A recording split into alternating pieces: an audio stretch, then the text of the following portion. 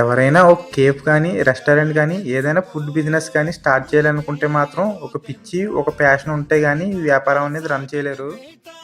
ఎందుకంటే కొన్నిసార్లు మనమే చెఫ్ అవ్వాల్సి ఉంటుంది, మనమే సర్వింగ్ చేయాల్సి ఉంటుంది, మనమే క్లీన్ కూడా చేయాల్సి ఉంటుంది. వీటన్నిటికీ సిద్ధపడే ఉండాలి. వ్యాపారం సక్సెస్ అవ్వకముందు ఎంత కష్టపడతామో అలాగే వ్యాపారం సక్సెస్ అయిన తర్వాత కూడా ఆ సక్సెస్ని నిలబెట్టుకోవడం కోసం ఇంకా ఎక్కువ కష్టపడాల్సి ఉంటుంది.